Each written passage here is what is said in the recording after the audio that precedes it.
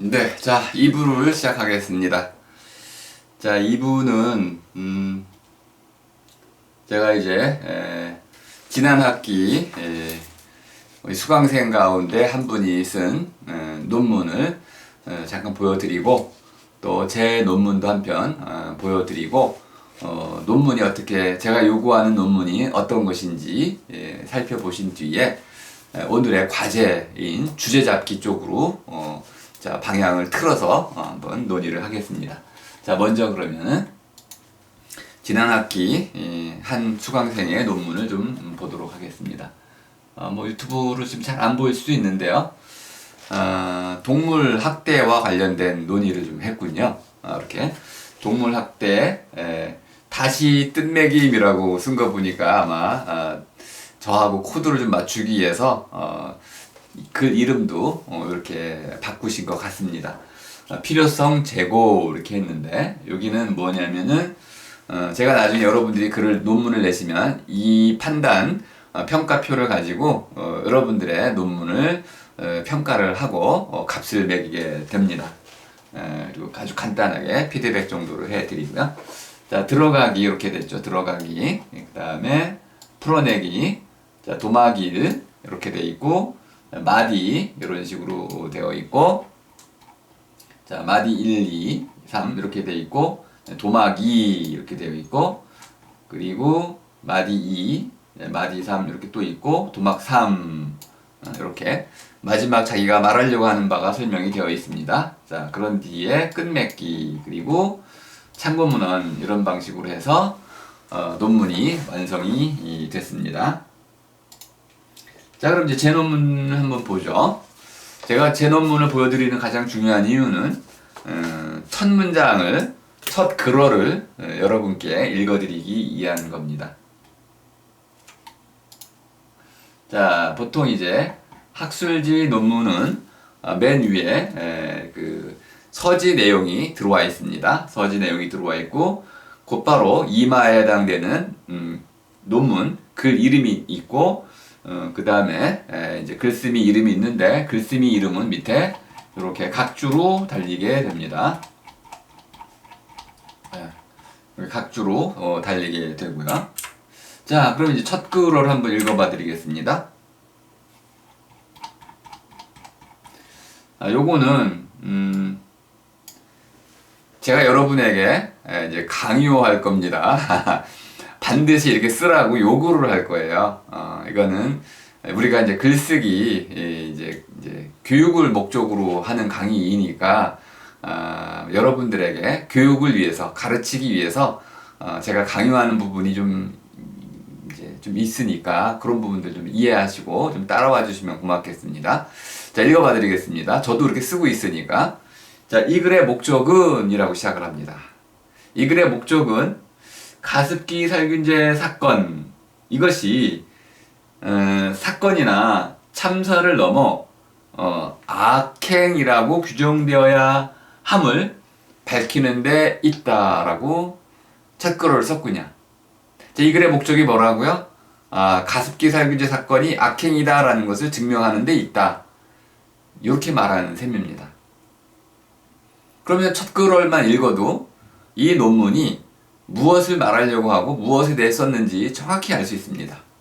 근데 저도 왜 이렇게 이제 오랫동안 이 논문에 대한 연구를 했으니까 수천 편의 논문을 읽었을 거 아닙니까? 근데 논문 한국 그 학자들이 쓴 논문들 중에 주제, 자기가 쓴 논문의 주제가 뭔지를 알기 어려운 논문이 아주 많았어요. 그러니까 논문을 이제 두세 쪽까지 읽어 나갈 때까지도 논문의 주제가 뭐지? 제목은 처음에 나왔는데 아직도 논문의 주제는 안 나와. 그래가지고 도대체 이 논문 주제가 언제 나오는 거야? 하다 보면 주제는 정말 쥐꼬리만큼 나오고 나머지는 다 그냥 곁다리 얘기들로 쭉 이렇게 늘어놓는, 물론 다양한 지식의 어떤 향연처럼 수많은 지식의 이런 데이터들을 이렇게 쌓아놓긴 했지만은 논문의 본질이 그런 지식을 이렇게 쌓아놓는 데 있지 않고 체계화하는 데 있다고 말씀드렸잖아요. 그러니까 제 기준으로 말씀드리는 거예요. 다른 분들은 다른 논문에 대한 뜻매김이 다를 수도 있으니까 제 기준으로 제 뜻매김으로 말씀을 드린다라고 이해를 해주시고요. 그래서 이걸 왜 이런 일이 벌어지나 봤더니 가장 대표적으로 제가 볼 때는 첫글월이 잘못된 거예요. 첫글월이 좀 명료하게 이 논문의 쓴 목적을 정확히 밝히는 그런 방식으로만 이 첫글월이 쓰여도 논문이 그 첫글월에 다 이렇게 결국 얽매일 수밖에 없으니까 논문 자체가 결국 명료한 이런 형태로 쓰일 텐데 그 아쉬워서 제가 여러분에게 이렇게 강요 아닌 강요를 좀 하게 됐습니다. 이해를 좀 해주시고요. 자, 요건 뭐 나중에 제가 올려드릴 테니까 그대로 보시고 따라 하시면 되겠습니다. 자, 논문의 흐름 줄기라고 봤는데요. 요거를 여러분이 잘 이해해 두시면 좋겠습니다. 자, 논문이라는 것이 하나의 흐름을 갖고 있다.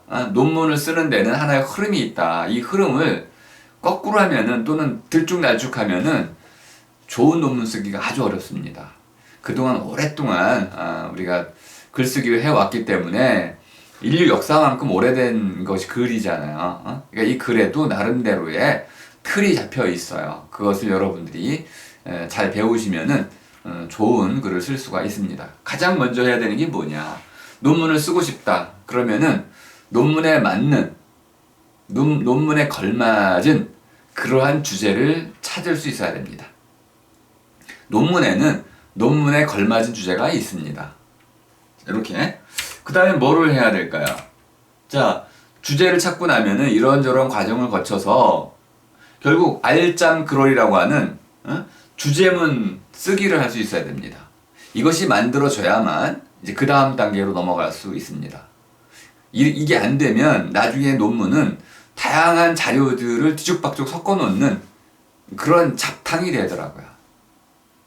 이게 여러분들도 저를 믿으시고 그런 순서로 하지 마시고 제가 오랫동안 연구한 방식을 따라서 첫 번째 주제를 먼저 잘 잡을 것, 그리고 주제를 잡은 뒤에 알짬그럴 주제문을 잘 쓸 것, 그런 뒤에 개요서를 반드시 써야 되죠. 이제 붉은 글씨로 써놨죠. 가장 중요한 단계라는 겁니다.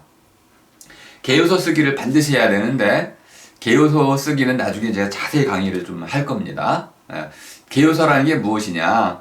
글의 흐름을 이렇게 쭉 먼저 흐름을 잡아 놓는 거다. 그러니까 첫머리부터 이제 물음을 묻는 단계 있었죠, 그죠? 문제 덩어리 헤쳐가지고 물음을 묻고 그 물음을 물을 방법을 찾고 증명할 방법을 찾고 그 다음에 다른 사람들은 어떻게 연구했는지 찾고 그 다음에 이제 사례들 찾고 그 다음에 뭐 합니까? 그 분석을 해가지고는 옳고 그름을 해가지고 내가 만들어내려고 하는 주장을 내세운 말을 또 이렇게 찾아야 되는 거죠. 물론 순서는 주장을 먼저 만들고 나머지를 한다고 말씀드렸습니다. 그 다음에 이제 이 만들어 놓고 하나의 내세운 말을 가지고 다시 앞으로 가서 그 단계를 또 거치게 되죠. 이 단계를 거치는 전체를 잡아놓는 게 바로 스토리텔링. 스토리텔링이라는 것은 줄거리 짝이라는 뜻입니다. 그래서 개요서라는 말이 좀 잘못 만들어졌기 때문에 일단은 개요서라고 썼지만은 나중엔 제가 개요서라는 말을 버리고 스토리텔링 또는 줄거리 짜기 또는 논문에는 흐름 잡기라고 바꿔가도록 하겠습니다. 자, 그런 다음에 이 흐름을 짜고 나면은 그 다음부터는 살붙이기를 해야 되는 거죠. 살붙이기를 하기 위해서는 이제 수많은 성실한 작업들이 뒤따라야 됩니다. 자료를 찾고 찾은 것들을 일일이 다 적발임해가지고 써먹을 수 있는 형태로 바꿔놓고 그리고 이제 하나 둘씩 인용해 따오기를 해가고 이 과정은 한도 끝도 없는 과정입니다. 그래서 여러분들은 아예 시간을 정해놓고 하시면 되겠습니다. 에이, 내가 오늘 하루 종일만 할게. 하루 종일 한 건 내에서 논문을 완성할래. 이렇게 시간을 정해놓고 하시면은 속 편하죠, 뭐, 일단. 그래가지고 어쨌든 이 단계도 반드시 거치는데, 이 단계보다, 개요서 쓰기보다는 덜 중요해서, 네, 요건 그 다음에 시간 나는 데까지 하시면 되겠고, 그 다음에 이제 중요한 게 무엇이냐면, 이걸 바탕으로 해가지고 이제 이렇게 수많은 자료들을 이 개요서 흐름에 맞춰가지고 글로 일단 첫 글을 쓰는 거. 이것도 굉장히 중요합니다. 어디까지 쓰느냐? 들어가기와 풀어내기까지 쓰면은 됩니다. 그럼 첫 글 쓰기가 되는 것이고요. 이것도 평가를 나중에 하게 될 겁니다.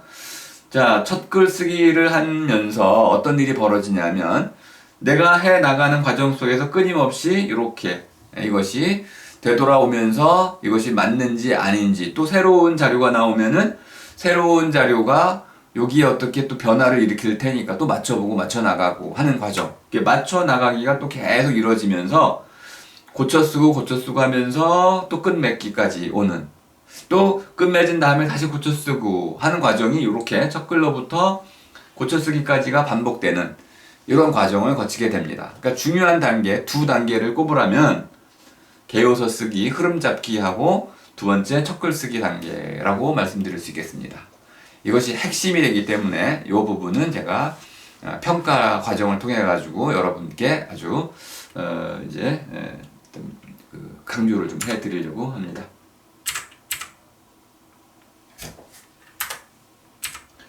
자, 연구 방법론은 제가 시간상 이제 넘어가도록 하겠습니다. 자, 그럼 이제 오늘의 과제, 주제 잡기에 대해서 한번 설명을 드리겠습니다. 주제를 잡는다. 그럼 놓칠 수도 있는 거죠? 물론 잡을 수도 있고 놓칠 수도 있는데, 주제라는 게 뭘까요? 잉글리시로 보면 타픽이라고 하죠. 타픽이란 말이 주제라는 말과 똑같은 말입니다. 제라는 말은 앉혀놓는다, 이런 노을제입니다. 노을제, 앉혀놓는다. 제가 지금 앉아있죠? 그럼 제가 앉으려면 의자가 있어야 되겠죠? 이 앉을 자리, 이것이 제입니다. 그럼 주라는 건 뭘까요? 주인이 앉는 자리일까요? 이때 말하는 주는 그런 주인, 임자란 뜻은 아닙니다. 토포스라는 타픽이란 말이 나타내는 건 무엇이냐면 어떤 자리인데, 노을 자리이긴 노을 자리인데 빛이 비치는 곳이란 뜻입니다. 그래서 어떤 쟁점 또는 어떤 주제화돼 가지고 우리 서로 밝혀나가는 자리, 이것이 이 타픽입니다. 어떤 문제가 일어나가지고 논란이 생겨가지고 쟁점이 생겨가지고 그 점에 사람들의 초점이 모이잖아요. 그래가지고 거기서 무엇인가 이제 갑론을박하다가 무엇인가 드러나죠. 밝혀야 할 만한 자리, 그 지점, 그것이 타픽입니다. 이해가 되셨나요? 수많은 문제들 가운데 사람들이 이제 관심이 집중돼가지고 거기서 무엇인가 이제 갑론을박, 옳고 그름을 서로 따지면서 밝혀내는 자리, 그것이 타픽이다. 우리말 주제는, 주는 임자란 뜻이 아니고 원래는 촛불로 밝혀놓은 자리란 뜻입니다. 그 주가 왜 그렇게 됐나요? 아무튼 설명하려면 복잡한데 이렇게 그 일종의 그 장식이 달린 커다란 촛대의 초가 이제 불을 밝히고 있는 모습이라고 이해하시면 되겠습니다. 불이 밝혀진 자리, 다시 말하면은 논란이 지금 불거진 어떤 주제, 논란이 불거진 어떤 문제, 이렇게 이해하시면 되겠습니다. 또는 내가 관심을 가진 어떤 거리, 관심거리, 이렇게 이해하셔도 상관이 없습니다. 그럼 주제를 어떻게 잡을 것이냐? 가장 먼저 여러분들은 제가 이제 첫 시간에 했던 말을 잘 기억하시면 좋을 텐데요. 논문 글쓰기라는 게 뭐라고 얘기했습니까? 내가 누구인지를 드러내는 것이다. 기억나시나요? 기억이 안 나신다고요? 그럼 제가 헛들으신 겁니다. 논문이라는 게 뭐냐? 난 이런 사람이야. 난 가습기 살균제 사건에 관심이 있는 사람이야. 난 이런 걸 알고 있는 사람이야. 난 이런 전공자야. 논문을 쓸 수 있는 수준의 사람이라면 그쪽 분야의 전공자겠죠. 난 이런 사람이야. 전공하려면 10년, 20년 갈고 닦아야 되잖아요. 응? 내가 이런 사람이라는 걸 드러내는 가장 좋은 방법이 뭐라고요? 논문 쓰는 거고 책 쓰는 거다, 이 말입니다. 그러니까 논문은 내가 누구인지를 드러내는 방식이기 때문에, 글쓰기이기 때문에, 자, 논문에서는 가장 먼저 뭘 찾아야 된다고요? 내가 누구인지를 찾아야 된다. 그럼 내가 누구일까요? 자, 화제라고 말하는, 여러분 평소에 어떤 이야기를 주로 나누시나요? 돈 얘기요? 친구 얘기요? 우정에 관한 거? 연애에 관한 거? 또는 어떤 자기 전공의 학문적인 그 내용에 관한 거? 또는 세상 돌아가는 정의, 공정 이런 거? 또는 어떤 디자인, 화장품 등등. 내가 어떤 쪽에 관심을 갖고 있는지 그 이야기를 살펴보면 내가 누구인지 어느 정도 알 수 있습니다. 여러분들이 평소에 나누는 이야기에 관심을 가지시라는 겁니다. 그 이야기는 그것이 아무리 하찮아 보이는 것일지라도 굉장히 소중한 겁니다. 이야기 주체라는 말을 들어보셨는지 모르겠는데요. 이야기로서 사람의 사람다움이 이루어진다. 나의 나됨, 나의 정체성은 뭘로 구성이 되냐 하면 내가 하는 이야기, 내가 듣는 이야기, 내가 그 속에 살아가는 우리들의 이야기 속에서 나의 정체성이 형성이 된다. 그러니까 내가 듣고 또 말하고 또 함께 사람들과 더불어 나누는 그 이야기, 그것이 바로 나를 이루는 것이죠. 그럼 내가 어떤 이야기를 나누는지, 내가 어떤 이야기 관심이 있는지를 여러분이 잘 적어 나가신다면은 일단 주제 잡기에 성공할 수가 있습니다. 그러니까 제가 요구하는 거는 내가 누구인지를 알아보기 위해서 내가 평소에 주로 하거나 듣거나 그 안에서 살아가는 이야기가 어떤 이야기인지를 여러분들이 찾아보라는 겁니다. 나는 마케팅에 많은 이야기를 하고 있어. 마케팅 이야기가 내 주된 이야기야. 그럼 마케팅에 관한 주제를 여러분이 잡아 나가시면 되겠습니다.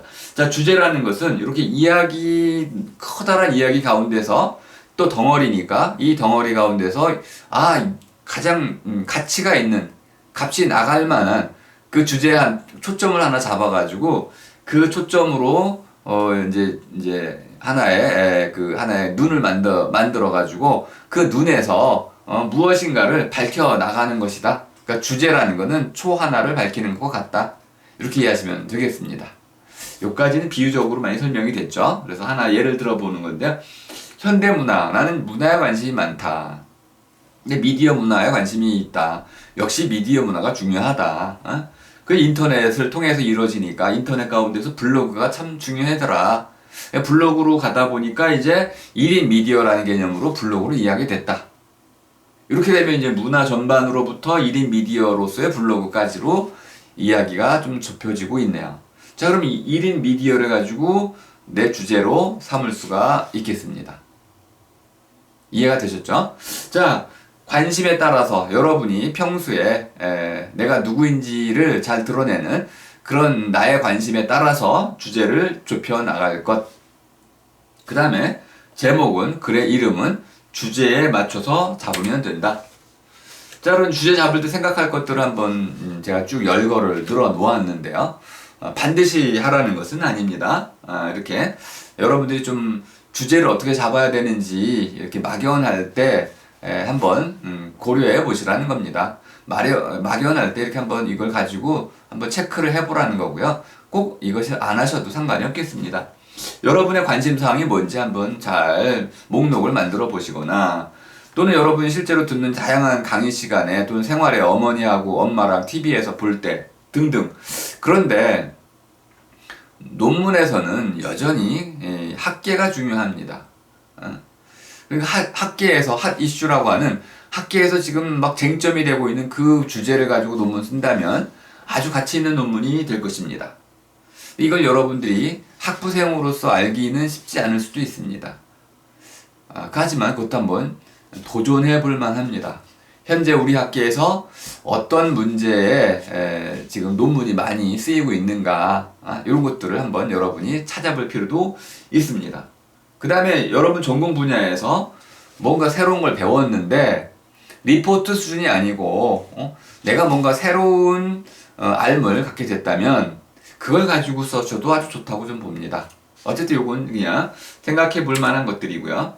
자, 그러면 이제 실제로 주제를 잡을 때 여러분이 검토를 하셔야 될 게 있습니다. 좋은 주제인지 아닌지를 잡아내기 위해서는 꼭 이 과정을 거쳐야 게 좋겠다라고 말씀을 드리는데, 첫 번째 뭐냐면 글감의 연구 주제를 자꾸 좁혀가지고 주제를 잡을 것, 넓혀 잡지 말라는 겁니다.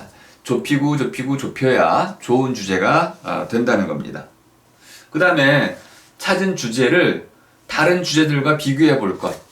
가치 있는 주제를 찾기 위해서는 내가 이야기거리로 삼았던 것들 가운데서 다른 것들보다 이것이 더 나은 것인지, 또는 이것도 중요한데요, 내가 더 잘 쓸 수 있는지, 이것도 한번 검토를 해보셔야 되겠습니다. 자, 이걸 위해서 이렇게 몇 가지 물음을 물어보시면 좋겠습니다. 여기서 제가 가장 중요시 여기는 것은 새로운 것인가 라는 것입니다. 이건 여러분들이 살펴보시면 될 것 같고요. 네. 자, 그럼 이제 예시를 한번 보여드리고 이걸로 과제를 내드리도록 하겠습니다. 자, 제 논문을 가지고 예시를 좀 보기를 좀 보여드리겠습니다.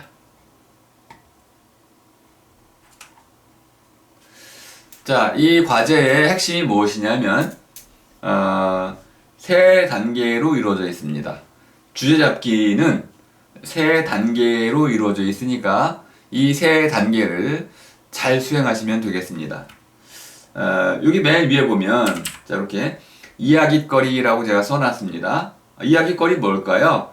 뭐 가습기 살균제 사건이겠죠. 뭐 기사를 한번 찾아보시고 논문을 찾아보시면 수없이 많은 기사와 논문들이 있다는 걸 알 수 있습니다. 뭐 이야기 넘쳐나죠. 이야깃거리에서 그 물음거리를 이제 좁혀 나가는 거죠. 물음거리는 무엇인가요? 이 가습기 살균제 사건을 사람들이 다루는 방식을 보니까 주로 크게 두 가지로 다루더라고요. 첫 번째는 하나의 사건이더라. 참사. 하나의 어떤 사건이더라. 그리고 두 번째는 참사더라. 일반적으로 사건이라고 부르는 건 주로 이제 법학 쪽 논문은 전부 사건이라고 부르고 있습니다. 반면에 미디어 쪽이라든지 이런 쪽은, 사회학 쪽은 참사라고 많이 부르고 있습니다. 그러니까 학문 분야마다 사건으로 부르거나 참사로 부르고 있는데, 저는 개인적으로 이제 시민단체 이제 김성진이란 분을 이제 대화를 해보다 보니까 이것을 참사로 보기에는 좀 어려운 것 같더라. 그래서 참사는 뭐지? 뭐 그런 의문도 좀 들었고, 또 더 나아가서 어떤 분들이 이것을 재난이라고 봐야 된다. 그래서 실제로 가습기 살균 사건은 이제 환경 재난이라고 정부가 인정을 하게 됐습니다. 궁금했어요. 그 재난이 뭐지? 가습기 살균제는 우리가 알고 있는 홍수라든지 가뭄이라든지 태풍이라든지 이런 지진이라든지 이런 종류하고는 전혀 다른데 왜 그것이 재난이 됐지? 이렇게 재난이 무엇인지를 묻게 됐고, 좀 연구하다 보니까 이건 재난이라기보다는 악행에 가까운 거 아닌가? 그래가지고 저는 이것을 재난인지 악행인지를 한번 물어보고 싶었습니다. 그 연구를 해보고 싶었던 거죠. 그래서 이렇게 물음거리를 이게 재난인지 악행인지 이런 방식으로 묻게 됐고, 그런 다음에 실제 물음으로 어떻게 물었냐면 가습기 살균제 사건은 재난인가 악행인가 이렇게 물었습니다. 그리고 이것을 하나의 이제 단초 실마리로 삼아가지고 브레인스토밍을 하게 됩니다. 브레인스토밍이라는 게 여러분들이 뭐 어렵게 생각하실 거 하나도 없고요. 브레인이 뭐 뇌죠. 그런데 이건 한마디로 얘기하면은 생각을 떠올리는 겁니다. 생각이 뭔지에 대한 또 논의도 필요하지만은 기본적으로 생각이 뭔지는 다 안다고 보시고, 생각은 무엇인가, 내가 묻는 물음에 대해서 어떤 대답을 찾아 나가는 겁니다. 아는 건 아직 아니야. 생각은 알을 찾아 나가는 과정입니다. 찾아 나감이죠. 찾아 나섬이거나 찾아 나가는 가운데 있는 게 생각하는 겁니다. 아직 알을 찾지는 못했어요. 올바른 대답을 찾지 못했습니다. 올바른 대답을 찾으면 생각이 끝납니다. 다른 생각으로 넘어가겠죠? 어쨌든 이렇게 생각이 떠올라지는데, 생각을 떠올리는 그것이 브레인스토밍인데, 생각은요 말로만 떠오르진 않습니다. 소리, 냄새, 모양, 또는 어떤 아련한 어떤 추억들, 다양한 방식으로 생각이 막 중구난방으로 밑도 끝도 없이 생각이 막 떠오르잖아요. 이렇게 떠오르도록 내버려 두라는 겁니다. 그러면서 그 중에 떠오르는 것들을 글로 적든지 그림으로 그리든지 해가지고 브레인스토밍 생각 떠올리기를 한 뒤에 그 생각 가운데 초점이 될 만한 것들을 한 5개 정도만 뽑아냅니다. 이렇게 5개를 뽑아내가지고 자, 초점 낱말이라고 제가 이제 이름을 붙였죠. 수많은 그 별과 같은 수많은 이런 생각들 가운데서 5개만 카시오페아인가요? 5개만 딱 뽑아내가지고 하나의 초점 낱말을 이제 하나의 목록으로 만든 뒤에 그 초점 낱말로 초점 글어를 만듭니다. 하나의 문장으로 만드는 거죠. 초점 글어로 이렇게 또 5개를 만듭니다. 어렵기도 하고 쉽기도 합니다. 뭐 열심히 따라와 보세요. 그런 다음에 이 5개의 글어를 자 하나의 글어로 줄이는 겁니다. 줄이기, 요약하라는 겁니다. 줄이면 이것이 알짱 글얼이 됩니다. 이걸 흔히 말하는 주제문이라고 우리가 얘기하는 겁니다. 요까지 쓰시면 요 자체가 이제 글의 이름이 됩니다. 제목이 됩니다. 그러니까 여러분 뭐부터 하는 겁니까? 제목부터 정하는 거군요. 제목 정하고 자 그 다음에 주제 잡기는 어디까지 하는 거냐면 자 일단 들어가기까지 쓰시면 되겠습니다. 근데 들어가기는 대충 생각나는 대로 일단 쓰시면 되겠습니다. 요거는 이제 그 논문을 써 나가는 가운데서 많이 바뀌게 될 겁니다. 어쨌든 이렇게 글 여기 알짱 글얼까지 쓰시고 나면은 그 다음부터 여러분 연습 많이 했잖아요. 아우름 글쓰기 할 때 어떻게 했습니까?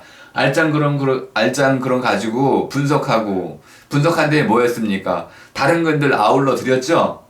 이 과정을 그대로 하시면 되는 거예요. 그런데 이제 들어가기 위해서는 문제 속으로 들어가는 거니까 자 어떻게 쓴다고요? 첫 문장, 첫 글을 이 글의 목적은 이라고 쓰면 된다는 겁니다. 요것만 쓰면 일단 여러분 통과되는 겁니다. 이해되셨죠? 자, 이 글의 목적은 하고 쓴 뒤에 자 쭉 써 가세요. 생각나는 데까지. 그 다음에 두 번째는 방법이 쓰여야 된다고 그랬습니다. 증명의 방법. 증명 방법을 쓰기 위해서는 자 이렇게 한번 쓰시면 됩니다. 이것도 제가 하나의 틀로 드리는 겁니다. 나는 이 뭐저쩌고 하기 위해서 뭐뭐를 한다. 이렇게. 네, 뭐 이렇게 쓰셔도 되고 좀 더 여유롭게 쓰셔도 되고 자 그 다음에 뭐를 하냐 자 차례를 좀 써주는 거죠. 자, 이런 순서로 내가 글을 한번 써보겠다.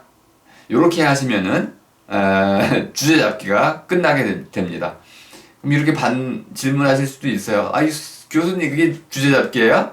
거의 개요서 수준 아닌가요? 개요서 수준은 아닙니다. 개요서 수준은 훨씬 치밀해야 되는 거고요. 요까지가 바로 주제 잡기다. 이해되셨나요? 내가 어떤 문제 속으로 들어갈 것인지, 그 속으로 왜 들어가는 것인지, 또 내가 먼저 이 물음에 대해서 어떤 대답을 갖고 있는지를 정해놓고 논문을 쓰는 거라고 그랬으니까 이미 내가 어떤 대답을 갖고 있는지 그걸 여기다가 정리해 두라는 겁니다. 그러면 물음과 대답이 동시에 여러분에게 지금 주어져 있는 거죠. 그런 뒤에 어떤 방법으로 증명할 것인지를 좀 생각해 보시고 그 방법도 한번 써 보시고 그러면 어디까지 가능하냐면 이런 순서로 글을 쓰면 되겠구나 해가지고 논문의 차례 정도까지 나오게 됩니다. 이게 바로 주제 잡기다. 이해가 되셨나요? 네, 이렇게 해가지고 오늘 강의는 모두 끝이 났고요. 자, 여러분들